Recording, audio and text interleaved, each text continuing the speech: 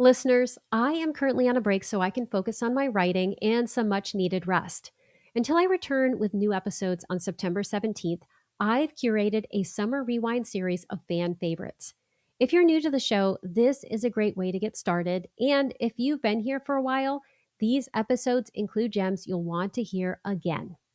This week's episode features my friend Athena Dixon and her book, The Loneliness Files, a clear eyed look at isolation and connection that feels more urgent by the day.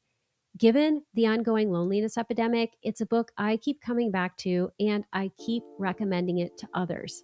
Athena just finished her third full length manuscript, which I cannot wait to read.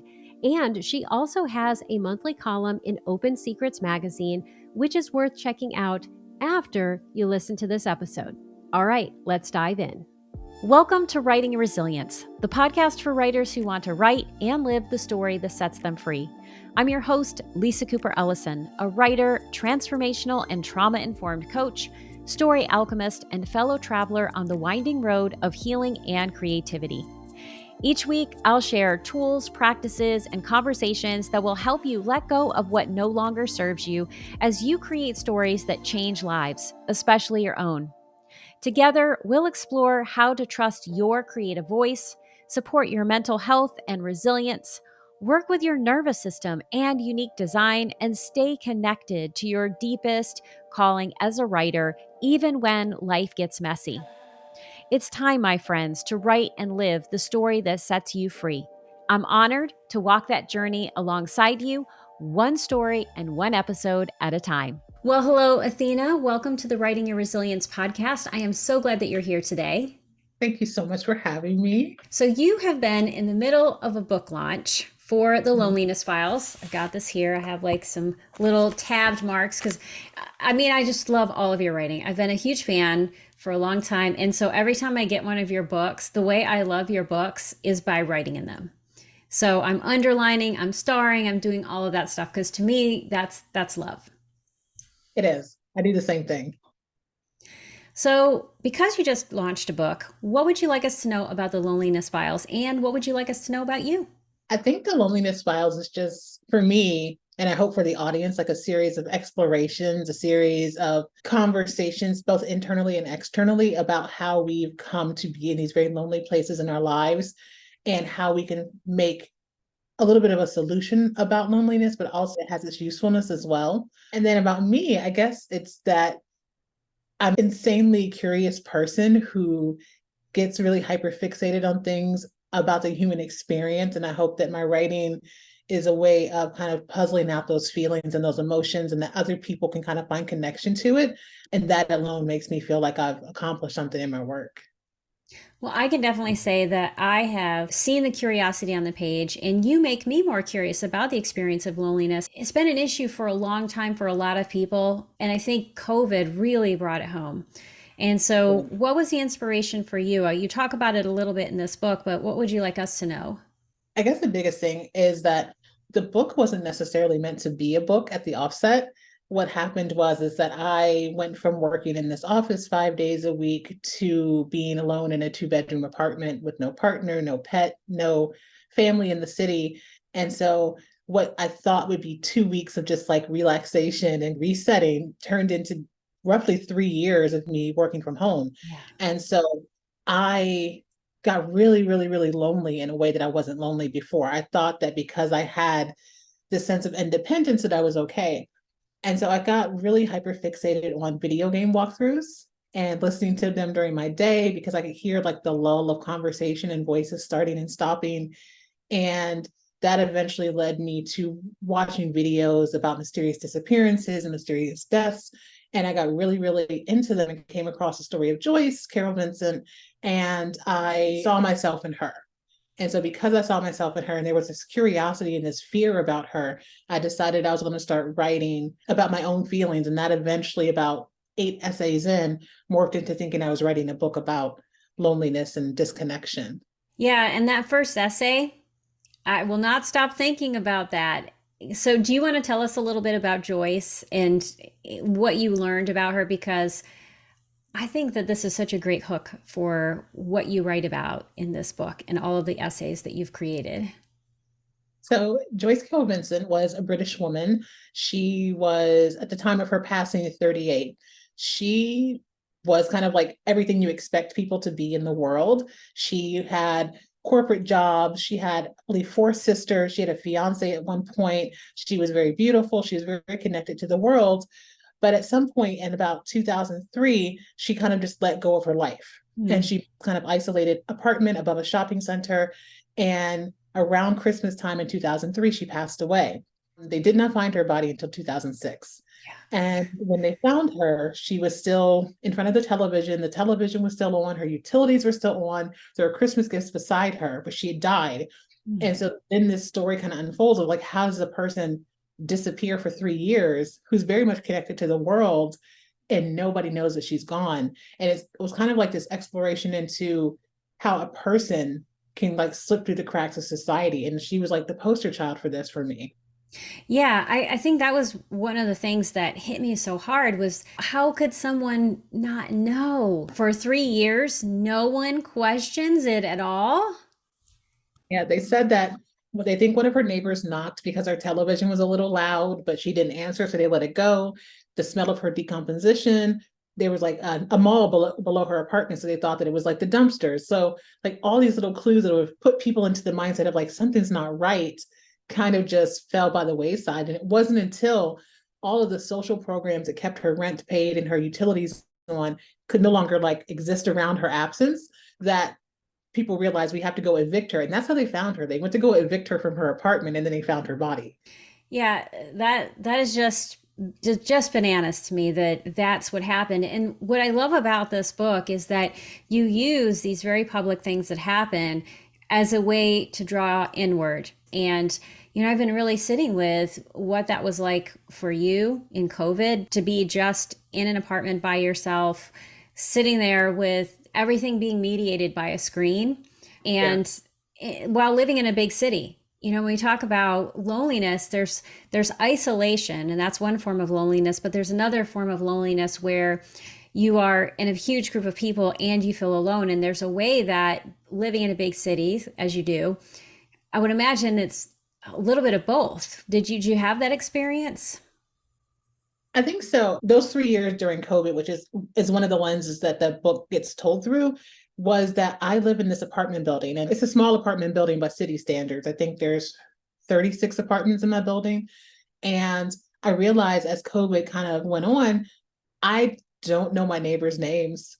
I may know their last name because it's on the mailboxes downstairs.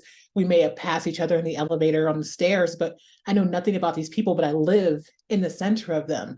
I live in the city with 1.5 million people, but outside of like passing like hellos and like the post office or the grocery store, there's no connection. Like, and you could be surrounded by all these millions of people and there's nothing. And Yeah. then individually, I'm isolated because I'm so far away from my family and I'm so now far away from my friends that it was just like this concentric circle of isolation with the bigger city and then the individual family unit and then the individual apartment. And it was just really hard to escape from. Yeah, it sounds absolutely relentless. And I just keep sitting with that relentlessness and how hard that can be. And yet, you were able to take this experience and turn it into a book and really look at all of it, these different facets of loneliness. And what was interesting for me when I was reading this is that you speak about your individual experience and you do this so well. And I mean, you're a poet in addition to writing all of this prose, and it shows in this book. But you write about this in a way that is so intimate, it feels like you're writing it to me. And there are some things that you write about that are so specific that it speaks directly to my experience, even though you and I have had very different experiences in the world. And when you were writing this book, did you know that you were doing that? Or have you heard this before? I'm starting to hear it a little bit more because people are starting to come to me and say that they found things that resonated with them and that they felt like in some way I was giving voice to their experiences. But I think in some ways I approach the page, whatever I write, especially prose, with this idea of I know what it's like to feel like my experiences or my voice are not loud enough or valid enough or valuable enough that whatever I write, I want to find a way to give voice and platform to people who may feel the same. And so I try at the offset, at least, to make my experiences very personal because I'm writing Mhm. personal memoir, but also a little bit universal enough that people can kind of step into my skin and kind of see their own experiences.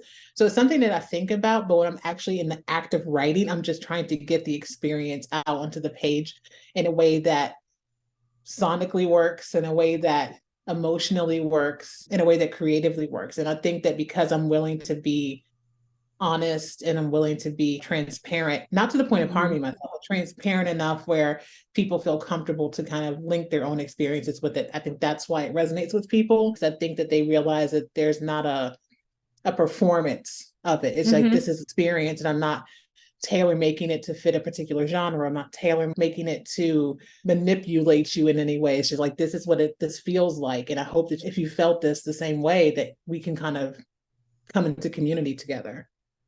Yeah, and I love how you talk about this concept of honesty, like writing honestly about your experience.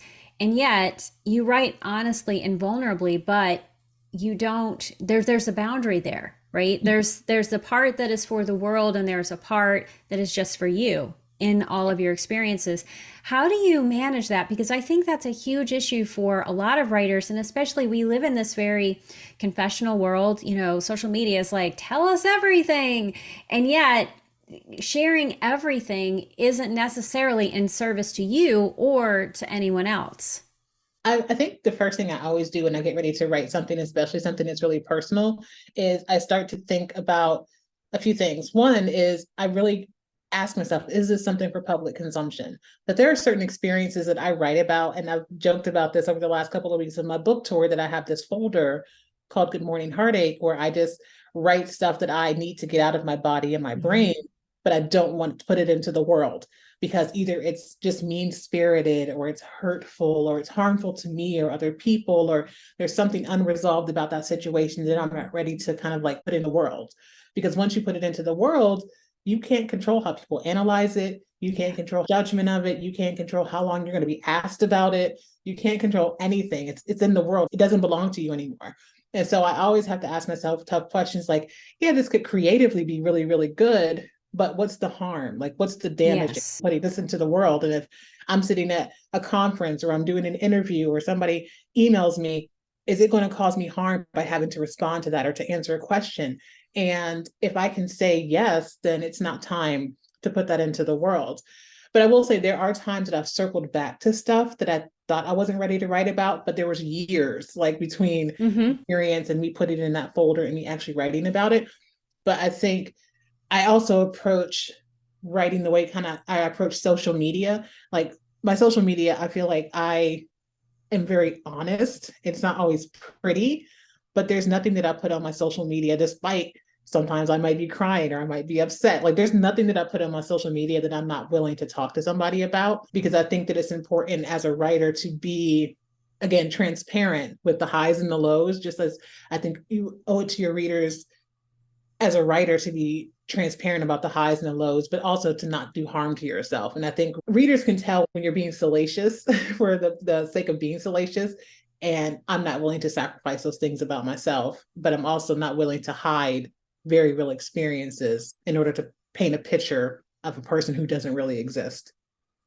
Yeah, and I love that you do that, and I think it's so important. And when it comes to my social media account, and in some ways, my newsletter and everything that I do, there's this aspect of if I wouldn't shout it in Walmart, or maybe shout it to a friend in Walmart. Let's say Yeah, that, like maybe not to everybody, but if I wouldn't do that, maybe it's not ready for the world because of the very things that you talked about. The fact that once it's out there, it doesn't belong to you. And sometimes when it comes to really difficult material, people don't know what to do with it. right. You're handing them something that they don't know what to do with. And some of the things you talk about in this book, like you talk about feeling suicidal, wearing a mask where there's like this illusion of this perfect person, the perfect friend, the perfect whatever you need me to be, and yet the pain behind it. And you share this in such a way that I feel it, and yet I don't feel burdened by it. I think part of it is like a part of this ongoing path I'm on as a writer, because I was doing a talk last weekend, and one of the things that came up was like, do you kind of regret things that you've written in the past? And I said that I didn't regret anything that I wrote in the past, but it was is that I wish that I would have given more creative care to that work, less of a diary entry. So I think I'm starting to refine a skill set that allows me to kind of be open and transparent, but also doesn't come across too just raw. Like I think rawness, especially in personal memoir and essay, gets conflated a lot with like honesty. It's almost like people are like brutally honest. I'm like, yeah, but the brutal part is the part that you're focusing on. I'm like, the honesty can come without that brutality. And so it's kind of always my goal is like, I want to be honest, but I don't want to be brutal to myself. I don't want to be brutal to other people because I cannot control that once it's out into the world. And I don't want that kind of creative karma on myself or anybody else. Yeah, and I think that's an evolutionary process for all of us. What's part of your skill set? You said you've been developing this skill set over time. What would you say are the parts of that skill set?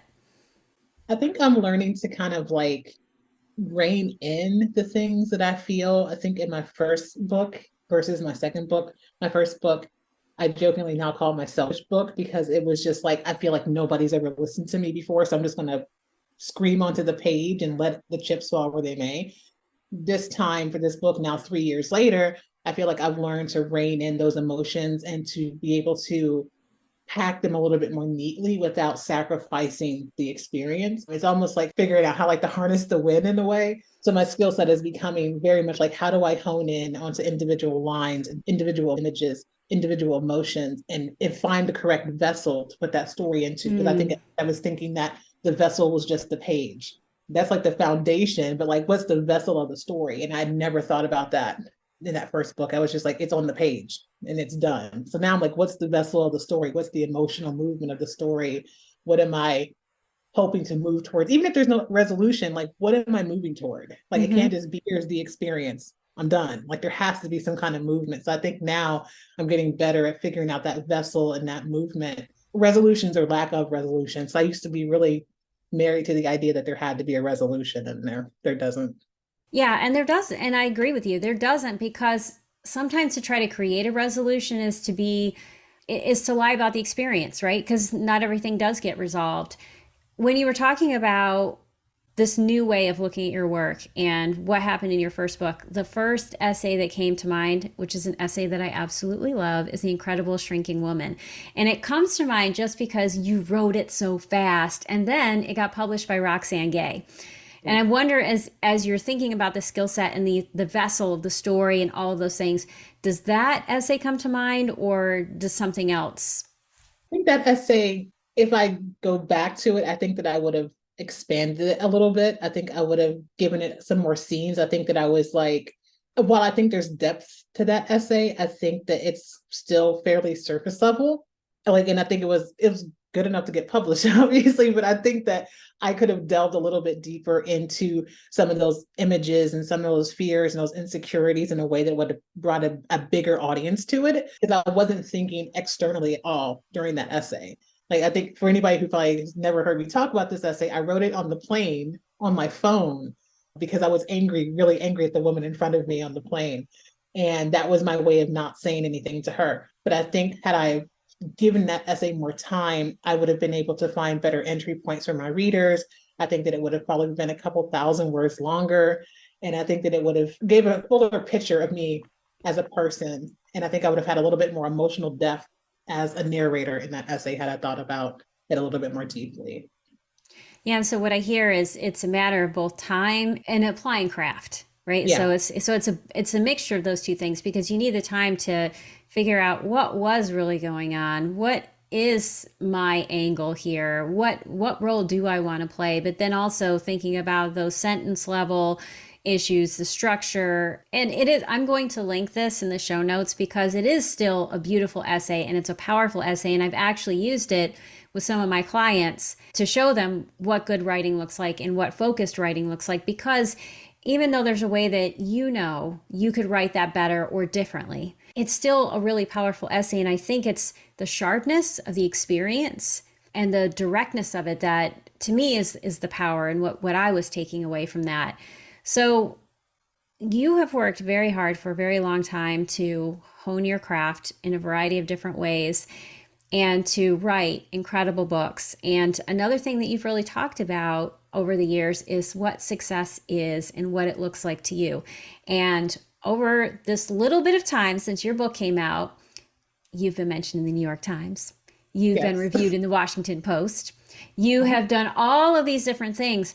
How is that impacting your views of success for yourself? I think that my views of what I think my personal writing success looks like is the same. I think I'm just taking these opportunities that are popping up right now because of the current book as tools to help me get to some of my goals that I haven't met on that original list. So, like, one of the things that I would deem writing success for me is to finally land an agent. And I'm hoping that now that I can say, hey, by the way, my book was in the Washington Post and the New York Times and it got a Kirkus review. Like, you want to represent me as a client. And so I'm hoping that I can use these experiences that were never part of my writing success bingo card. Like, New York Times and Washington Post never crossed my mind. Using those things as tools to get what I really want. So being able to transition out of my day job by now being able to have some conversations with people that are interested in talking to me now, and being able to approach an agent and say, hey, I have a little bit of a spotlight right now. Can you please look at the thing that I'm currently working on? So it's really been a matter of sticking to my actual writing goals and my success plan, and using those things that I didn't expect as a way to get closer to those goals. Because after kind of like all this spotlight from the book kind of wanes, like I still know that the things that I want in my writing success haven't changed, in terms of like I don't think that I'm ever going to pitch a big five. I don't Mm. think that I would be a full-time writer. Like, those aren't things that I have on my list. And so I just want to use these opportunities to get myself closer to those opportunities. And I would say the same thing for somebody who may end up in a similar position. And like, doesn't mean that your list can't change. It can't mean that your idea of your success can't change. But if there's such a big swing, like, you have to stop and ask yourself, what if I get everything that this swing is giving me? Am I going to be happy? Am I going to be content? Am I going to be able to maintain this? Like, sophomore book, jinx, third book, like, you might have like the highest of highs, and then you sign the next book, and then New York Times is like, who? There's no guarantee that you can stay on that pendulum. So if you swing back to the middle, like, what still exists in that middle? You want the really, really good stuff, but you also want to be realistic about what you can maintain and what you can be comfortable with as a person. Absolutely. And one thing that you said that really resonates with me is you said, I don't want to be a full time writer. And honestly, I don't want to be a full time writer either. I have very specific reasons, which I can share in a moment. But I'm curious why you say you don't want to be a full time writer when you got all this writing success coming at you. Practically, and I'll say this, like, practically, I need a steady paycheck. I'm a single person who lives very far from her family. I don't come from generational wealth. My parents are retirement age. My sister is 12 years younger. My income is my income. And if I don't have steady income from whatever source I have steady income from, it impacts my day to day life, where Mm-hmm. I can live, what I can eat, what I can drive, insurance. Like, those things are very important to me, because right now, in my mid 40s, the foreseeable future, I'm it. Like, so I have to be able to plan to take care of myself. So practically, it's money. Also, I love writing in a way, and I know myself well enough to know that if I spend the entirety of my working life doing writing in like full time, I'm going to burn myself out. I'm going to find some level of resentment. I'm not going to enjoy it as much, because it becomes a chore. Like, if my livelihood is directly tied to how many books I can sell, or how big of an advance I can get, and how I can earn out that advance, I know that I'm not going to be happy, because it becomes all business and not creativity. Like, I Mm-hmm. think writing, especially if you're writing for publication and you're writing books, there's two different sides. And I think sometimes people say you write the book and then okay, like, no, there's a whole business side that doesn't care about how good your book is. I'm like, and I don't want to live in the business side of writing. And also, I have other interests. Like, I genuinely enjoy reading other people's books and giving comments, and I genuinely enjoy, although I get very nervous, doing speaking engagements. And so I like to have the ability to move within creative spaces without being married to one and burning myself out on that particular thing. That's a lot of it for me is I don't want my creativity to be married to the business. I say thank you every single day that I get to do what I do, even though I scrap and I hustle a lot to make this work. But I love that I get to do different things. I love teaching. I love editing people's work. And I love knowing that those things are separate from my creativity. Right? I can go off and write, and, yeah, if I get something published and I get a check from it, great. But Yeah, I can write for the joy of writing, and I can write for the truth of whatever the story is. And yeah, it's important to think about audience at a certain point. But I think when you get really married to the business, it's all about the external audience. yeah, And I think that it works for some writers to be able to do that, but I think it can just steal your joy. yeah. I think too, it's sometimes I might even like boil down to genre because I can't imagine as a creative nonfiction writer or an essayist who's writing very personal stuff if my entire livelihood was dependent on mining myself and my brain and my experiences to sell books at a clip that will allow me to have a comfortable life. Like there would be so much personal damage for me. And then at some point out of like experiences that you have a distance to, that that you're writing in the moment, and that is a slippery slope because then you become a data miner. You're not even living Mm-hmm. a full life. You're writing for content. And I mentioned in a course group of people I was talking to last week, and it's like the curse of the influencer, that content becomes more important than living. I'm like, I never Yes. want to be in a situation where I'm concerned about the content more than I am the lived experience. And so for me, it wouldn't work. Amen to that. And I think about that with like social media as just an example. Like I am a person who I have social media accounts. I'm working on Instagram and doing different things that are in alignment with what I do. Yeah. But and I have someone who helps me, and I'm very transparent about that because I think that's okay. Yeah. But I am very clear about the fact that I do not walk around with my phone trying to record everything I do. There's plenty of my life that is not recorded and will always be that way. And I feel good about that Yeah. because I can't live in the moment if I'm constantly doing that data mining and going like, oh, this is a perfect sunset for Instagram or wherever. It's like you're And not even in the moment. yeah, like and even so, like I say that I call myself sometimes a magpie because I always have like scraps of things and screenshots and little things written down in notes and things. But even with that, I'm like, even in those moments where I'm like, this might be something useful for later, I always am very cognizant of the idea that there has to be some distance because if you're writing it in the moment, I think there's so much potential for manipulation that you can tailor the experience to what you're writing versus you writing what actually happened. And so, like, I never want to be in a situation where I'm writing too closely to the thing that I've lived because it's for me, because I'm not a person who writes articles or hot takes, like, can never do that. I don't want to write too closely to the experience because I don't have any kind of space to puzzle out how it may connect to other things in my life and what is the kernel of curiosity that's driving me towards this other than this flash of something in a moment. Doesn't mean that I don't catalog it, but I'm not actively going out to create based on it because it's just not enough distance for me. Absolutely. And I think that's really important. And I taught this course for Jane Friedman recently on the psychology of memoir. And we talked a lot about memory. And one thing that happens with memory is that you take in all of these experiences and then you record them in your brain. But the more you rehearse certain parts, the more that becomes the memory. And so if you're spending a lot of time not just recording, like I think it's great to journal and it's great to get all of these things down when they're fresh, if it's something powerful for you. But when you start trying to manipulate it for an Mhm. audience, you actually take away the capacity to make those connections because you solidify certain parts of that memory and you can actually erase or Mhm. minimize other parts because that's how the brain works. It takes those things away because you've identified them as not important. Mhm.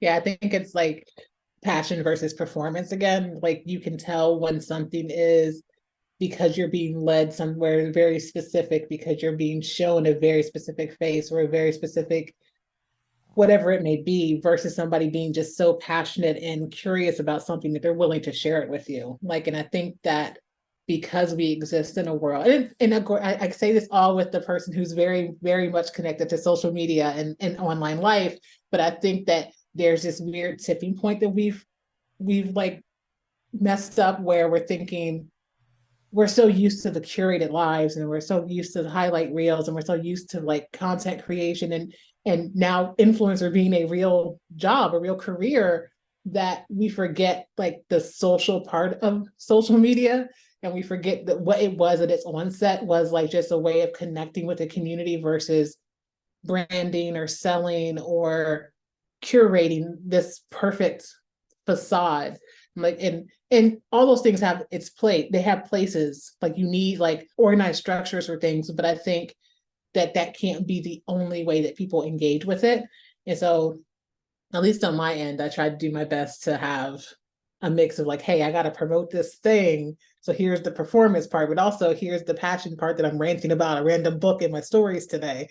So like, I think there needs to be a balance, and I'm hoping that that becomes more of the norm as we go on. Absolutely, because I do think that when you don't have it, it makes it so performative, and also it enhances your sense of loneliness because you aren't engaging with other people. It's like one more screen that you are putting stuff out there, and I think there's two ways that it can make you lonely. Is one, if you put things out there and you don't get the likes or the comments or all the things, the feedback, Yeah. that can make it feel like that can reinforce this idea that, oh, maybe I don't matter, maybe what I have to say doesn't matter. But then there's this idea that if you're always just performing, you're never authentic. Yeah, it's very much digital loneliness. And I think that because we are so hyper connected and we have access to each other so often and pretty much 24/7, is that people assume that all connection that exists on social media is, I don't want to say good connection, but it's valuable or valid connection. And it's easy, like like I don't think people pay attention because it's so ingrained in our everyday lives and how easy it is to scroll and double tap or Mm-hmm. scroll, hit the like button or scroll and hit retweet without actively reading the caption or looking at the real, like really ingesting and paying attention to what people are putting into the world, because it's like just muscle memory at this point.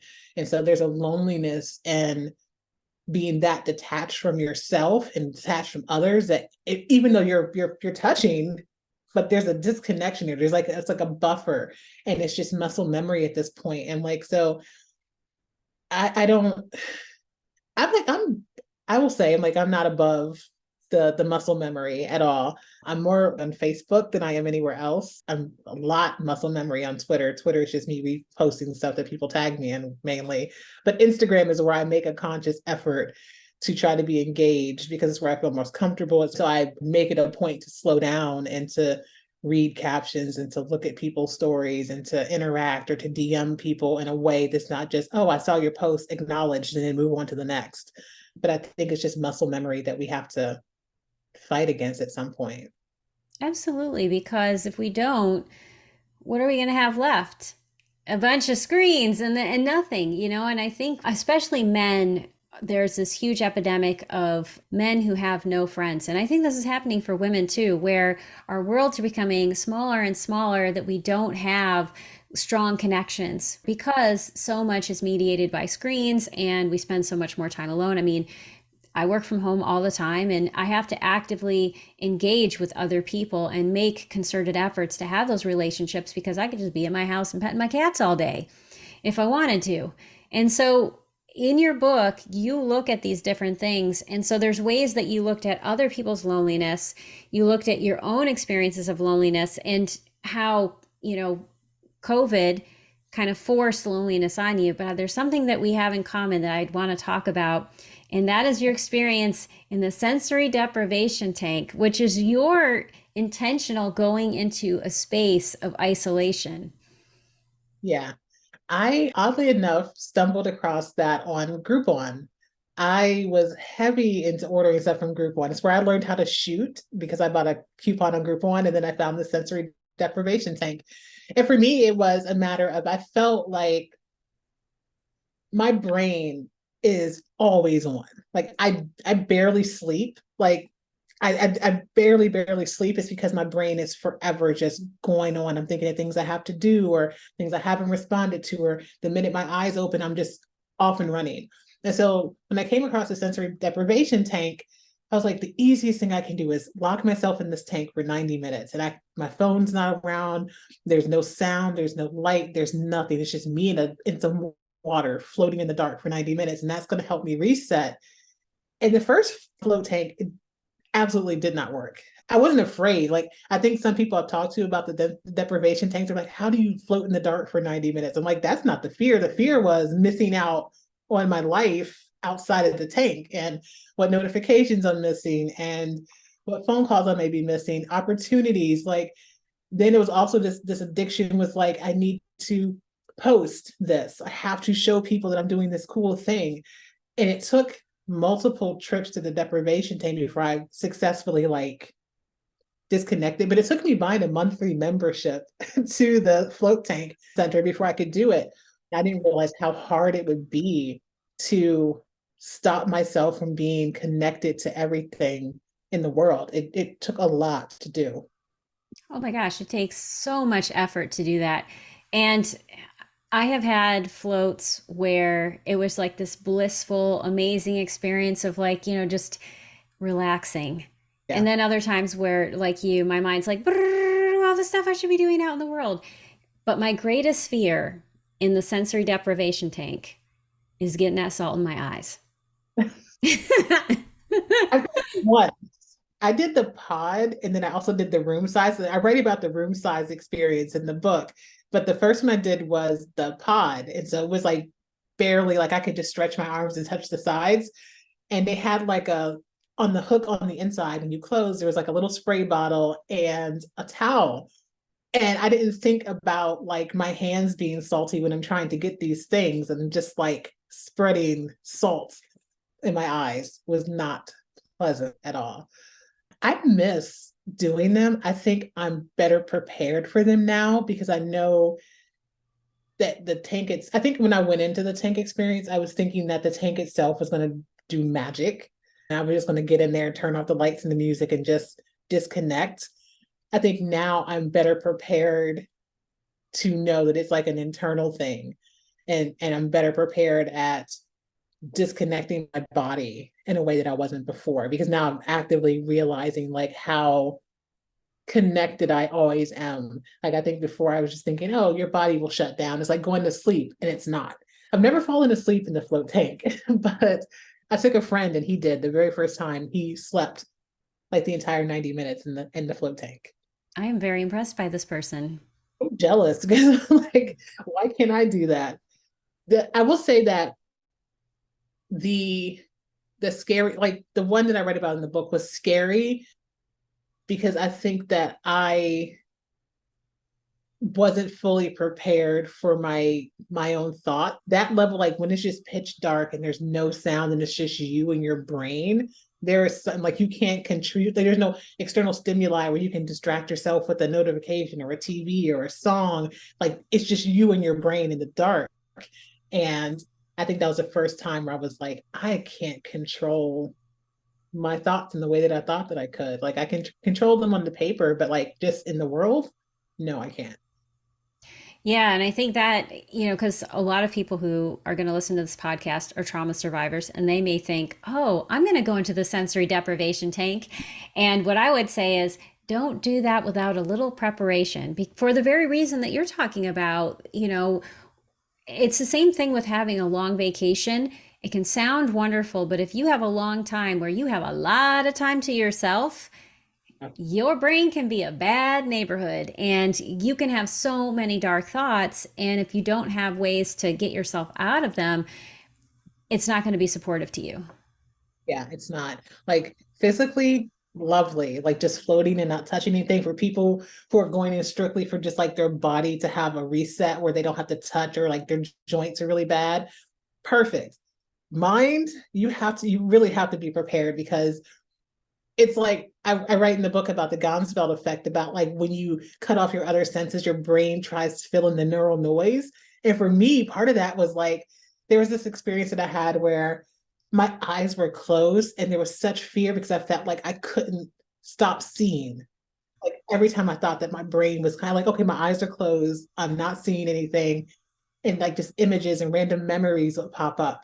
And it really is like this, at some levels, can be like this psychedelic experience. And so you have to be really prepared to either deal with it while you're in there, have some kind of aftercare when you get out, or have a plan that you can like decompress from the decompression, because it really is, your mind is just free. Yeah, and a free mind can be a great thing and it can be a terrible thing. And one thing they talk about with that sense of what happens to your mind is that your mind is constantly on. And what I'm curious about is this idea of being on and having the brain be on. How does that intersect with loneliness? You know, because you often think about loneliness, or at least a word that comes to my mind is absence. But I'm wondering what you learned through the process of writing this or the work you're doing. How does all of that come together? I think for me, what ended up happening with my brain always being on is part of the way that my brain functions is always in a sense of hyper independence. And so I'm a person who's always like, there's nothing that anyone can do for me that I can't do for myself. And so my brain exists in this sense of hyper independence, which creates this like level of isolation, this level of loneliness, because I don't reach out to people to do things for me, or to help me with something, or to help me puzzle through something, or to just let me vent. So I cut myself off, because my brain is always like, no, you're fine, you're capable, you can do this. I'm like, yes, I am, but I also don't have to do this alone. I also don't have to isolate. And so writing the book really for the first time was me confronting my hyper independence. Like it made me say, Mm. why did you move almost 400 miles away by yourself with no apartment to a major American city? Like, why do you only go home once a year? Mm. Why, especially when you know that like you're becoming like this elder in your family, your mom and dad and your aunts and uncles are getting older and now passing away. Like, why are you making that decision? Why are you living in this place by yourself and not going out more, reaching out to people? Like these things you see as like, I'm a modern American woman living in the city and I'm successful, is really like hiding stuff that you're afraid to confront. Mm. Part of that was me being afraid of dying alone and not being good enough to have a partner, and still healing from all the trauma of the years that brought me to Philadelphia in the first place. And it was the first time where I had to really sit down and say, there's an illusion that you live under. Yeah. And some of it is useful for you, but a lot of it is just weighing you down. And you have to figure out what's useful about this isolation and what's not, and then start making steps towards fixing the stuff or letting go of the stuff that's not useful to you. How has the reception of this book influenced this conversation you're having with yourself around what you're confronting and what this book has helped you recognize? I think it's the reception has kind of surprised me in some ways. And I say surprised me because there's been some criticism of the book where some people have felt that it was too sad or too Hmm. depressing. And I'm like, it's called the Loneliness Files. I don't really know what to tell you. But what it made me realize is like, I think that those responses are people who are just stepping onto the path that I'm currently walking. What is the best piece of writing advice that you've received that you love to pass on to others? I always go back to what Beth Wynn told me in my Vona memoir pod back in 2018. I was very much afraid of not being important enough or having an interesting enough story to be a person who wrote memoir and personal essay. And I kind of said as much in that group. And she stopped me and said, what would it mean to you to have had a person with your voice writing when you were growing? Mm. And like, and I had never thought about it like that, because all I could see was I'm just this regular, boring person, and I don't have like these experiences that are loud or boisterous. And but that made me realize like there are people who need to hear what you write in the way that you write it. as quiet or as loud as it could possibly be.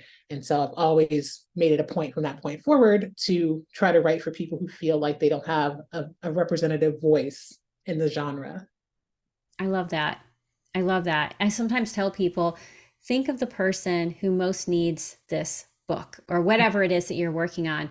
Write to that person. And it sounds like you have some clear ideas of who that is for you. And I love that you receive that advice. Thinking, because this is the Writing and Resilience podcast, I always like to think about, how do you tap into your resilience? Because we all have it, but sometimes we forget. What do you do? I think part of it for me is giving myself grace. And I go back to grace all the time because I think as writers, and just as human beings in general, but as writers, I think we are very, very, very hard on ourselves. And we think that putting ourselves through the ringer is like a sign that we are strong and that we're resilient. That this rejection, and you can take this, whatever it may be, and that this industry heaps upon you, and you have to do it because you're paying these dues. I'm like, no, you're still a human being. You have a certain skill set, but give yourself the grace to feel what you need to feel. If that rejection is making you cry, cry. If you're elated because amazing thing happened to you, don't feel ashamed to celebrate that. Like, let yourself feel like the full range of human emotions. And then that's your resilience, because you're going to tap into all those things as a writer. You need those highs and those lows in order to make it through this industry. And if you focus too much on the negative part, like all the small joys that come with getting that big thing, you miss all of those steps. I don't ever want to have a writer who feels like because they're not on the New York Times bestsellers list, or they don't have an agent, or they don't have a book dealer in advance, that the publication that you get from your dream pub is not as important. Like, so celebrate all of that stuff and give yourself the grace to understand that it's not always going to work out, but you're still here. You are still here. And I think, yeah, I love what you said, because Brene Brown talks about how when you try to squash those negative feelings or focus too much on them, you also steal your joy. You have to have that full range of emotions to be able to write honestly and vulnerably. And honestly and vulnerably does not always mean writing about the sad stuff or feeling the sad stuff or the hard stuff. It's about all of it and giving yourself room for all of those things. Well, because you have a book out, this is going to also be in the show notes. Sometimes people have contracts where if people buy their book in a certain place, it's better off for them. So is there a best place to buy your book? In this particular contract, not necessarily. It's the same percentage across the board. I would prefer, if you are going to buy the book, to buy it from like a local indie bookstore or a bookshop, because then you can just search by your local area and it'll give you the bookstore. But yeah, it doesn't change for me, but it changes for the people who are actually selling you the book, that profit should go to the smaller bookstores. Absolutely. And for those of you who are writers, they're also the people who are going to let you in the doors to read your book one day and hopefully have it on their bookshelves. Yes. So where's the best place for people to look you up online? You can find me mainly on Instagram under the username The Muse Paper, but you can search by my first and last name. That's pretty much it. Because I'm on TikTok as well, but TikTok is just for videos. But if you want to like talk to me and see me and hear about writing and the process of writing, Instagram is the best place to find me. Well, that will also be in the show notes. So in case you are forgetting that or you didn't catch it, you will be able to read it. And you need to check out Athena, connect with her, because she is amazing. I am deeply grateful to you for all the work that you do. And I cannot tell you the number of times when I'm working with clients and I'm mentioning your name. So I hope that there are days when you're like, my ears are burning. I wonder what that is. When you have that experience, it's me talking about how amazing you are. I'm also so grateful that you wrote this book, because it's a fantastic book. And again, I learned so much from it because of how you wrote it, but I also had that wonderful experience of not feeling as lonely in the world because of how you wrote this. And so thank you so much for being here today and for all you do. Thank you so much for having me. That's it for today's episode. Thank you so much for listening. I couldn't do this podcast without your support.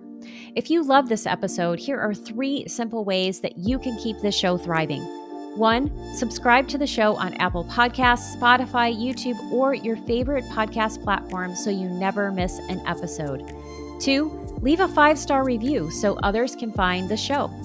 3, join my engaged, dynamic community by signing up for the Writing and Resilience newsletter. As a thank you, you'll receive a free copy of Ditch Your Inner Critic: 5 Tools to Transform Self-Doubt into Self-Support. Until next time, remember that your story matters. As you write and connect with the truest, most authentic version, you become not just the writer, but the person you're meant to be. And that, my friends, is the real freedom writing can offer.